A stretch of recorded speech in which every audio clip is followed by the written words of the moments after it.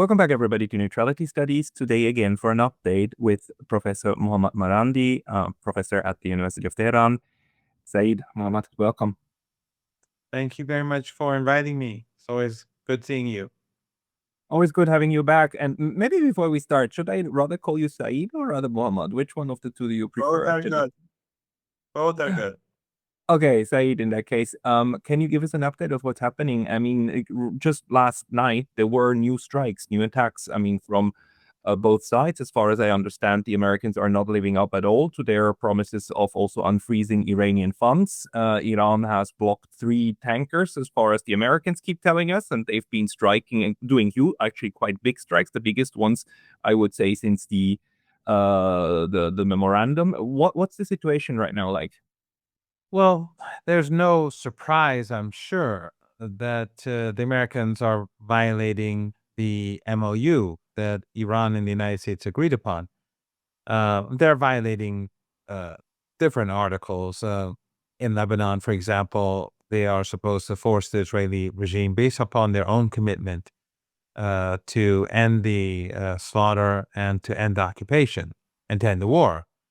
And just the day before yesterday, they murdered the Israeli regime, a young woman who was the principal of a school, her husband, and their maid.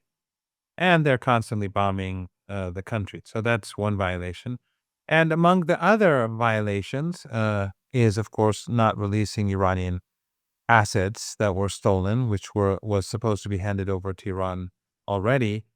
But the one that you're alluding to is the fact that the United States, in violation of the MOU, which says very clearly that during the period when the MOU is valid, the Iranians will manage the Strait of Hormuz, and ships that pass through have to do so under the supervision of the Iranians. And what the Americans went and did was that they opened up their own corridor, which is in clear violation of the MOU. And so the Iranians have been warning ships for many days now that this is not acceptable and they have to move back and forth under Iranian supervision. The Americans have been forcing some of these ships to ignore Iran, and so Iran was forced to ultimately punish these ships that you spoke of. And so since they were in violation, the Iranians struck them, and then the Americans again violated the MOU by bombing Iran. And Iran early this morning retaliated by striking U.S. bases in Kuwait and Bahrain. What is this, in your estimation, going to do to the entire process? I mean, not that the Americans were in any way, shape, or form very truthful to what they promised in the MOU, but is this now the beginning of the final unraveling of the whole thing, or is it just is it to interpret as the Americans just lashing out again at the fact that there's apparently nothing they can do to stop Iran? It's unclear. From the very beginning, the Iranians were skeptical. We have never had an experience with the United States over the past 47 years where they actually carried out their obligations in an agreement with Iran. And so the Iranians were not expecting anything. That's why the Iranians constructed the detail, the agreement with important details that give Iran leverage. In other words, the Iranians, when the Americans refuse to abide by their commitments or try to cheat Iran, the Iranians have leverage within the framework of the deal to put pressure on the United States. That is what helps keep the Americans They pretending to at least, or dragging their feet at least. While dragging their feet, they abide by some of their commitments.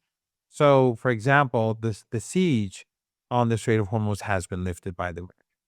And the reason is that if they impose the siege, Iran will also impose a ban on ships moving through the Strait of Hormuz. That's the only reason why the Americans have lifted the siege.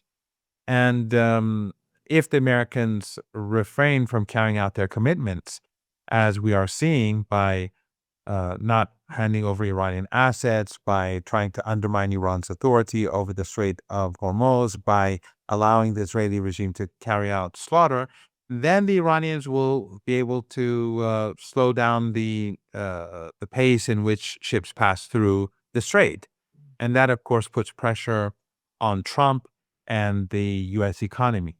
So at the moment, the U.S. is in violation, and it's not in American interests. If you recall, Trump himself, in when he was trying to justify why he signed the MOU, he said that our energy reserves are very low and there are only 4 weeks left. So, based on that assessment and that admission by Trump, you would imagine that he would be very keen on fulfilling his side of the bargain. But then again, if you look at things objectively, you have the Israeli regime, you have the Zionist lobby in the United States, and they do not want this deal to be implemented. They want to be able to continue bombing Lebanon, to occupy and annex the southern part of the country, and they do not want tensions to ease between Iran and the United States at any level. So they are continuing to put pressure on Trump, and that is why we see the Americans violating the deal in so many respects. Right. But it seems to me that with the Strait of Hormuz, the Iran has actually found a real, a serious pain point of the United States. And is it in that case correct to look at it now as, Iran is moving towards a situation where it's not about open or close, not a binary of the Strait of Hormuz, but more like a faucet. Yeah, like let go through more or less, depending on whether the Americans behave according to the MOU, which in my view is at this point a kind of a yardstick for Iran, right? It's a way to a measuring tape in order to assess whether the US is living up to its commitments or not. And if they don't, then you just go back to punishing the US with where it actually hurts. Is that what's going on? Exactly. That was very well put. If the United States abides by its commitments in accordance with the agreement, then the Strait of Hormuz is normalized. And if the United States refuses to abide by its commitments, depending on the degree to which it refuses to do so, then the Iranians will be able to limit the number of ships that pass through the strait.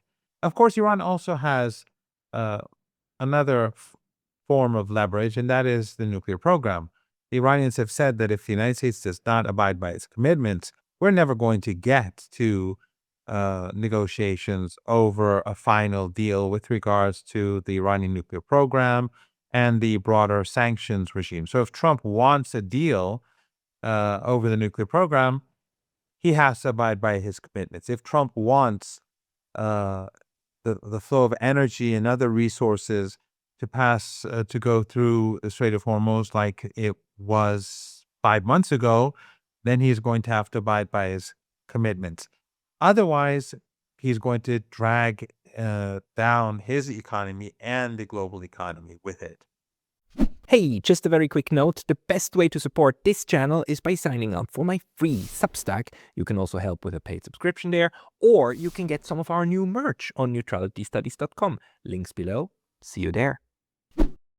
The question to me about the nuclear agreement that Trump says he wants is like, does he mean that? I mean, from everything that happened since 2018, it seems to me that that was always a convenient talking point, but that they actually don't care. I mean, this is something to dangle in front of the Iranians in order to make them jump over hoops. But actually, I mean, it seems to me that that really doesn't hurt them very much. Whereas the Strait of Hormuz now actually really honestly does. And Iran is now in the position where it can condition the United States. It conditioned them during the war by saying, like, if you hurt us, we'll hurt you back.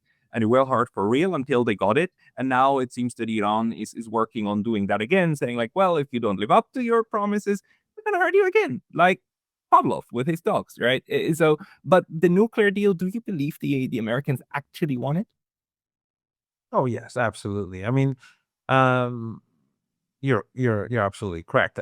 Ultimately, if Trump can't get a nuclear deal, he'll just change the topic and talk about something else. He'll move on. That's what he does when he fails with regards to the tariff war. He shifts gear and moves somewhere else. So when he fails against Iran in the war, he changes the topic and moves somewhere else. And his base usually follows him. Most Americans don't, but his base will continue to follow him no matter where he goes, at least for the time being. However, the Strait of Hormuz is different. And if the Strait of Hormuz is not open and if trade is not normalized, then we're heading for disaster. And that is the only reason why he agreed to the MOU in the first place, because he failed in the war. He failed at siege warfare, and he literally had no option but to accept the MOU, which was very favorable to Iran because of those failures. And now, again, because of the pressure from the Zionist lobby, the Israeli regime, especially over Lebanon, but also on all these other issues, he is trying to refrain from carrying out his commitments, yet his expectation is that the Iranians will abide by theirs. And that's just not going to happen, as we've seen during the last 24, 36 hours. It's quite fantastic now that the United States still operates under the assumption that they're free to do whatever they want, and the consequences will be suffered by others, because Iran figured out a way to make that not another reality. But what's your assessment about the Gulf states now? One of the things that surprised me is that some of the negotiations, follow-up negotiations, are actually happening in Qatar.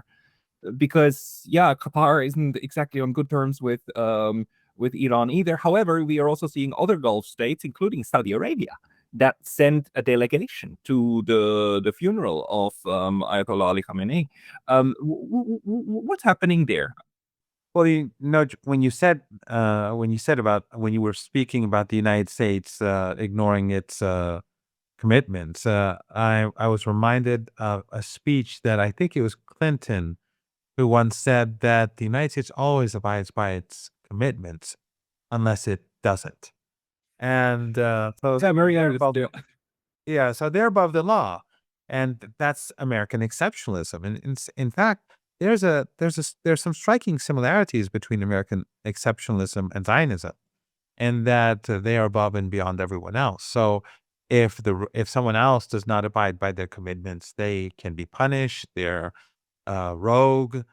But if the United States does not abide by its commitment, that's because they feel that it is necessary to choose a different route. So for them, anything that they do is legitimate, including the war in Iraq, among other things, and now the war against Iran.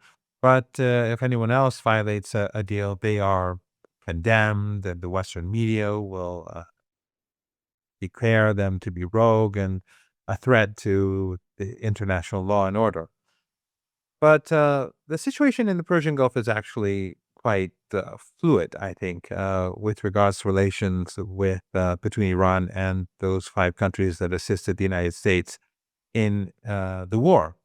There has been one-on-one negotiations with these 5 countries, and there has been progress, especially I think with so far, and things could change very swiftly, but with Saudi Arabia, Qatar, and the Emirates.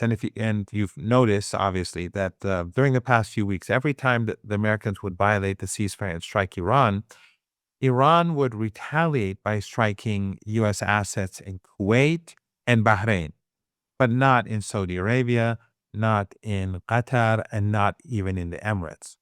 And this is reflective of the fact that progress has been made in the bilateral negotiations between Iran and these 3 different countries.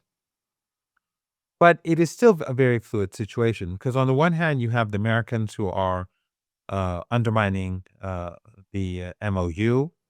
And so, for example, it is pushing tankers from these countries to ignore the MOU and to pass through the U.S. established corridor. And when Iran is forced to strike those tankers, then that makes the relationship between Iran and those countries more complicated. And on the other hand, Iran has broken the siege that the Saudis have imposed on Yemen, and they sent a commercial plane to Sana'a, the capital of Yemen, and the Saudi Air Force tried to impede the civilian airliner from landing.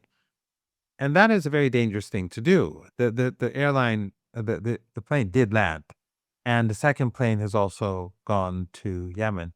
But it just shows how unstable the situation is when the Saudis, at a time when they're negotiating with the Iranians, they are also helping the Americans undermine the MOU by sending tankers through the strait, or trying to do so, and also by harassing Iranian commercial planes. So things have improved somewhat with some of these countries. And the Saudis, as you rightly pointed out, sent a delegation to the funeral, and so did Qatar. But who knows where things will be tomorrow or the day after? Things could change very quickly. I mean, you yourself, you were also, of course, present at these funeral proceedings. And did you get a glimpse at the Qatari and the Saudi delegation? How were they received in Iran, actually? I mean, what is Iran's diplomatic response with somebody you're still like in a quasi war with? How did that go down on a human level as well? Well, the day in which foreign delegations paid their respects, it wasn't open for the public. So I only saw bits and pieces of it online. But the Saudis did not send a high-ranking delegation. I think he was a deputy foreign minister. So other countries had sent heads of state or much more high-ranking officials, and therefore it wasn't a very important delegation, but it was still significant that they did send a team. I participated in the funeral when it was open to the public, and it was extraordinary. I've never seen anything like it before. During the day of the funeral ceremony, well over 10 million people in Tehran participated. And it took me 3 hours to get there. I was in the crowd for maybe 4 hours or so, and it took me at least a couple of hours to get back. I had to sleep for a couple of hours. It was so I was so exhausted, and the heat. It was 35, 36 degrees Celsius. The crowd was enormous. Sometimes you couldn't move. And it just shows that Western media, their narratives on Iran are so meaningless. The sheer number of people who went, and despite the sanctions, despite the ec- uh, economic difficulties, the wars that have been waged on the country, all of these have made life more difficult for ordinary Iranians. And many of these people are from the working class or the middle class who participated. Yet they participated at a time when they were facing these hardships. And that just shows an enormous degree, that very high degree of popular legitimacy the Islamic Republic has, and the depth of that popular legitimacy, which I would argue is much higher than in Western countries, and especially under these circumstances. So it was a major show of force. And I think that in Iran's conflict with the United States, its ongoing conflict with the United States, this will provide Iran with a lot of extra weight. The Iranians won the war, they won the siege warfare, they got a good deal from the United States, although many Iranians think that this deal is not enough and inadequate. And I met lots of people in the funeral ceremony who were critical of the deal. Even though in the West everyone says most people say it was an American capitulation. But this funeral ceremony that is ongoing today, it's in Iraq. In Iraq, you see huge numbers of people on the streets in very hot temperatures. All of this is a very strong show of support for the Islamic Republic of Iran, and it strengthens its hand at the negotiating table, but also uh, at a time when the United States makes more threats against the country. Yes, I mean the irony of the whole thing is that the United States was imagining this kind of popular uprising against the government, right? And now at the funeral of the leader of the Islamic Republic, you see those people in support. And it was so large that even Western media couldn't ignore it and actually had to kind of begrudgingly report on it, although they are, of course, like downplaying the numbers and whatnot and try even to ignore whatever they can. But it's just another part of the success of Iran also on the propaganda front or on the media front. I mean, if you Iran decided at some point apparently to not leave the field to Western propaganda alone, but to throw its own weight in there, and did so more successfully than the Russians, way more successful, and way more successful than the Chinese. What is it? Is this a central strategy actually, or is this just naturally what now happened? How certain quarters within the Iranian society are trying to, not give up global opinion, but actually try to say like, guys, no, look at this for real. Well, a lot of young people have been involved. And of course, the general public, by participating every night during the war and during the siege on the streets of different cities in Iran, um, their presence was seen, at least in social media, beyond Iran's borders. We've seen a host of young people active in mainstream media, people who were not active before, and I'm sure you've seen the Lego videos, all produced by young people and the younger generation. Um, so the United States not only did it unite the Iranian country like never before, or at least I haven't seen anything like this since the first days and years of the revolution, but also they've pushed the country to move towards greater creativity, towards thinking of new ways to put their case across to the international community. And this is especially interesting because Iran has never been very successful in um, in the propaganda campaign. Iran has always been horrible in propaganda, worse than the Russians. I mean, the Russians aren't very good, but the Iranians have always been worse than the Russians. Uh, the Chinese, of course, I think lag behind others when it comes to media and that sort of thing. They're excellent in technology and high tech areas, but in these areas they lag behind. But Iran has not had a successful track record, and this shift has it has been notable. But a couple of things help the Iranians, and that is Trump. Trump is so destructive for the image of the United States, and Netanyahu is so destructive for the image of the collective West that it makes it much easier for a country like Iran, for the Palestinians, for the Lebanese to make their case and to be heard among people across the international community. And that has caused many people who are not Iranian, who are not Palestinian, who are not Lebanese across the world to amplify their voices. So while Iran has been more successful to a degree, but the United States and Israeli regime have basically created a network of young people across the world who are amplifying the voices of the press and who are uh, exposing the illegal and genocidal behavior of the empire. It's so difficult for me to comprehend how an administration, but an entire apparatus in the United States could not understand just how self-defeating some of these things are. And then you put on top of that as kind of the cherry on the sundae, you put the way the United States behaves with the FIFA World Cup, and the unfair behavior towards the Iranian team, the unfair behavior with the red card that where Donald Trump personally intervened in order to have that undone.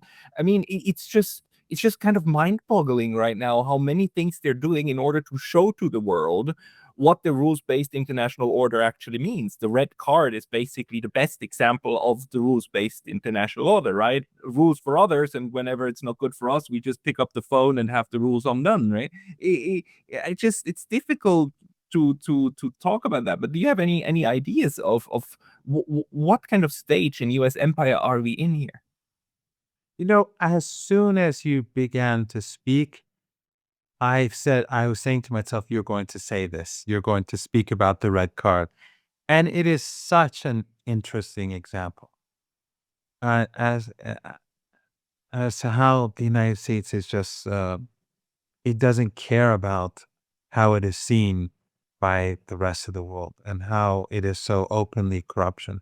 It's sort of like uh, Trump's business dealings and his family business dealings that have made uh, past elites in the United States, past presidents or the Clintons or others look like very clean in comparison. I mean, the Clinton Foundation was a pay and play, organization. You paid the Clinton Foundation, and you got access to the Clintons, and of course Hunter Biden.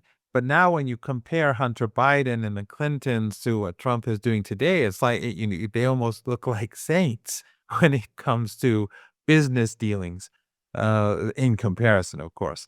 So it's so clear and open, but also the fact that the United States subsequently, I mean, I'm not a football person, but the United States lost 4-1, lost so badly after this abuse of the rules and regulations of FIFA is, I think, itself symbolic of where the United States stands today.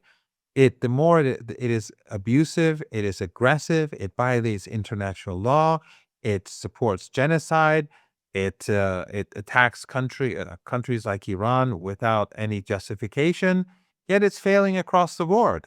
It's across the world, people are angry and unhappy about what the United States is doing. So it's not benefiting from this crude lawlessness. In the past, the United States, of course, was always lawless. It was exceptional. It was beyond the law. But at least they tried to be more sophisticated. They tried to always preserve an aura of, of decency. They pretended that they respected international law. But now it's just the law of the jungle. And people see it. And social media, of course, has had, even despite the shadow banning and despite the fact that your own accounts had problems, like many others. But the world has changed, and that has, uh, the whole story about the emperor having no clothes. Is literally what we're seeing today. It's quite fascinating. Maybe two more areas I would like your opinion on. First one being Lebanon. I had a talk with Leith Marouf, a Syrian-born a journalist with Syrian roots in Lebanon, and he reported that there's a difference now, a qualitative difference of like the attacks, and although the Israelis are refusing to go out, and although they put up this phony agreement with the collaborationist government in Beirut, the overall what they can do now seems to be constrained. So the Americans seem to put a certain amount of pressure that the Israelis certainly don't like, and there's a qualitative difference now of how ruthless these attacks are, especially on the civilian population. What's your assessment on Lebanon? I think that's absolutely correct. And that is a sign of how difficult the situation is for the United States. The Americans know that if this MOU fails, then the economic crisis will grow, and the world is very close to the cliff, and the global economy could fall, and of course, the U.S. economy could fall into deep recession, if not depression, if the United States doesn't change course. So the United States, on the one hand, does put pressure on the Israeli regime, but it does not put enough pressure to make the MOU safe and secure to and allow the MOU to succeed. And so these half-hearted measures, these partial measures that the United States takes, ultimately keeps the region at risk of war, of escalation, and it leaves the global economy under great threat. So instead of, on the one hand, the United States is forcing the Israeli regime uh, to decrease the slaughter and not to strike the city of Beirut. But on the other hand, it won't force it in accordance with MOU to withdraw and to stop the killing altogether. The murder of a couple of days ago of the young woman who was a principal of a school, her husband and their maid, I think. Uh, it was just one violation and one act of murder among so many that the Israelis carry out. Every day they're murdering people in Gaza, and there is a ceasefire there. That's Trump's ceasefire too. So the United States does not put enough pressure to pull the world away from the brink of economic collapse. But on the other hand, it recognizes that how bad it is, so it does try to apply some sort of pressure. And this is what we have with regards to the U.S. Attempting to open a corridor in violation of the MOU in the Strait of Hormuz. It is violating the deal, yet, and it knows that it's going to create tensions, yet it cannot refrain from doing so. And thus, it causes the Iranians to strike those tankers, and then the U.S. strikes Iran, and then the Iranians will strike the U.S., and who knows what will happen tomorrow and the day after tomorrow. So this, I think, shows that Trump is actually, despite uh, the way in which he tries to present himself, he's a very weak president, and he is incapable of making decisions, and he's incapable of adhering to those commitments that he makes. And a part of it, of course, is his own character, but part of it is because of the sheer power of the Zionist lobby, something that Joe Kent was very clear about in his resignation letter after the war started. He was a Trump appointee. He was the head of counterterrorism in the United States. And he said Iran is not seeking a nuclear weapon, and Iran is not a threat to the United States. And the reason why this war has happened is because of the Israeli regime and the Zionist lobby. Those same elements are what keep pushing Trump to undermining his own agreements and his own commitments to the detriment of everyone.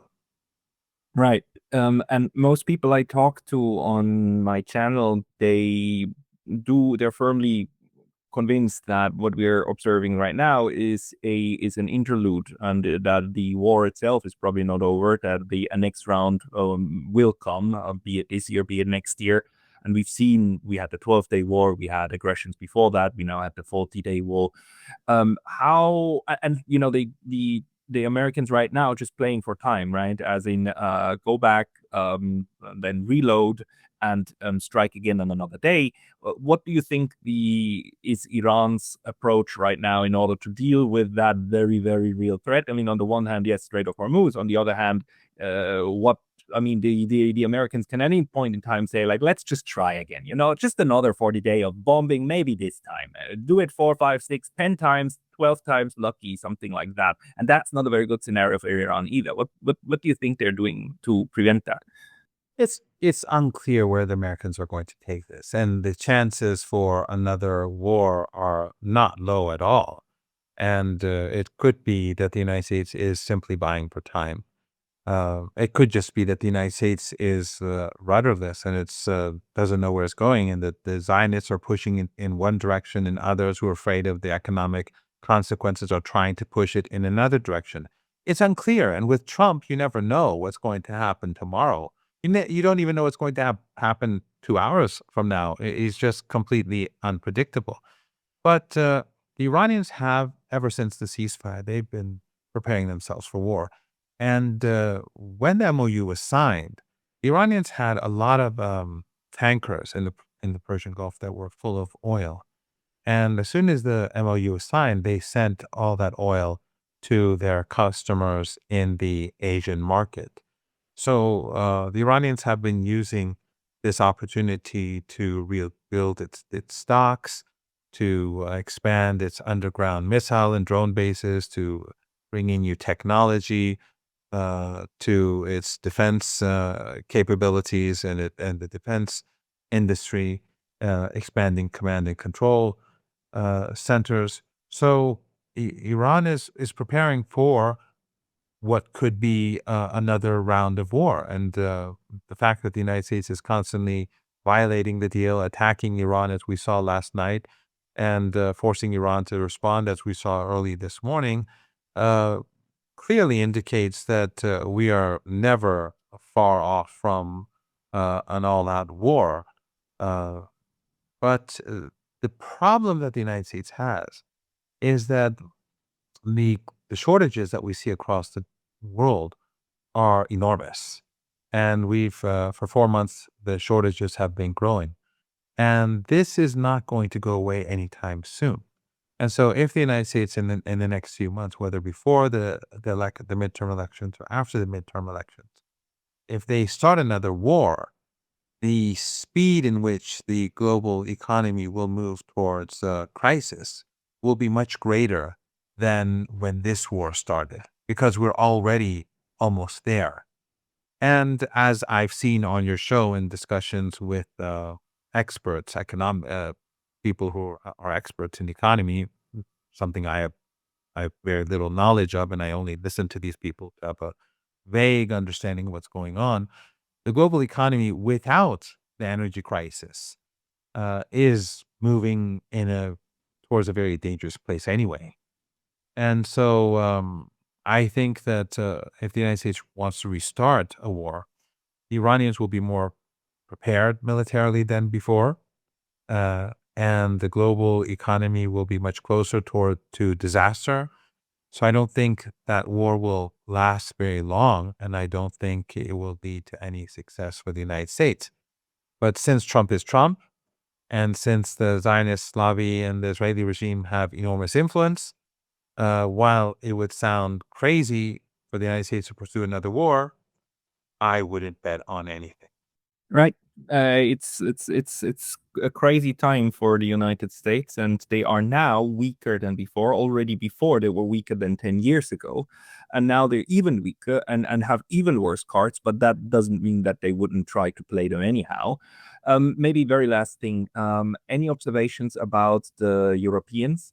Because we are seeing now how the Gulf states send delegations, right, or at least some of them. How there's negotiations happening in the Gulf.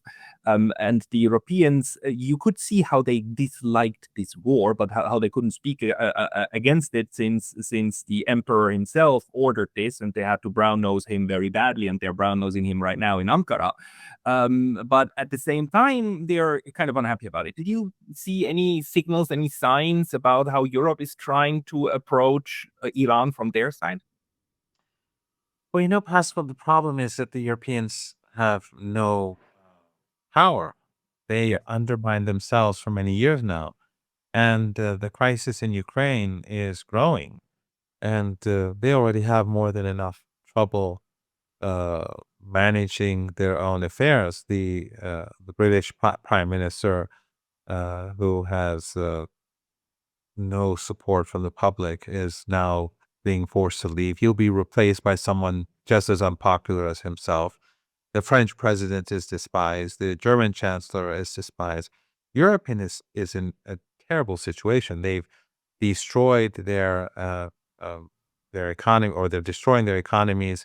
They're moving towards deindustrialization through a series of foolish policies, but also by sanctioning the Russians and allowing the Americans under Biden to wreck the relationship between them and Russia. And they did the same basically with Iran. So they've brought this crisis upon themselves. If your younger viewer, or if you're older, I'm sure your older viewers recall, your younger viewers may not. But when the United States wanted to launch the illegal war against Iraq in 2003, we saw how, except for the British, many of the European countries stood up against this. The French, in particular, but also the Germans, among others, and they asserted some authority. They couldn't stop the war, but they showed that they were of importance in the international community. Europe has lost all of that. It is no longer important what they say. They are simply obedient to the United States. We saw them go to the schoolmaster in Washington. All of them sit politely like little children in front of Trump. We see how the Secretary General of NATO is constantly kissing the boots of Trump. And we see the European economy collapsing and the antagonism towards Russia increasing, whereas it's just bringing more death and destruction and misery. Europe is becoming, I'm not saying, I don't want to, when we say irrelevant, I mean in relative terms, but in relative terms, it's becoming irrelevant. And so for Tehran, they're not important anymore. And Iran in the past, when it came to the nuclear file, Iran negotiated with Europeans and tried to resolve some of the issues with the United States through the Europeans. Now the Iranians don't even care about the Europeans. The Europeans, when they want to talk, the Iranians don't welcome them because they know that it doesn't matter what they say.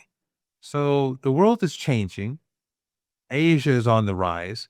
Different parts of the world are on the rise. Of course, with the energy crisis that we're seeing today, who knows where the world will be 6 months from now or a year from now. Hopefully, it won't lead to catastrophe, but it is a dangerous situation. But in today's world, we see BRICS countries, Shanghai Cooperation Organization countries, and countries across the world, many of them moving upwards, becoming relatively stronger. And it is the Europeans who, in my opinion, are declining even more rapidly than the United States. They sure love their roller coasters. I wonder whether it will ever go up for them again, because I completely agree with your analysis here. This was a very good overview. Thank you very much for this. I always ask you, people want to find you or your writing, they should Google you and find you on YouTube and your writings on the net. There's no place where you gather your analysis, is there? No, I've been removed from Instagram and Facebook a long time ago, so I only have a Twitter account and a Telegram channel, which the link is on my Twitter account. But other than that, I don't have. I don't have much. I'm not doing much online. Other than giving your analysis to channels like mine, Professor Saeed Mohammad Marandi. Well, that's because of your hard work, and that is because you invite me. So it is actually your work, and I am just putting my own little contribution and adding my little contribution to your excellent channel. I'm always glad to get the view from Tehran and from your interpretation of things. So, Saeed, thank you so much for your time today. It's always an honor. Thank you very much for having me.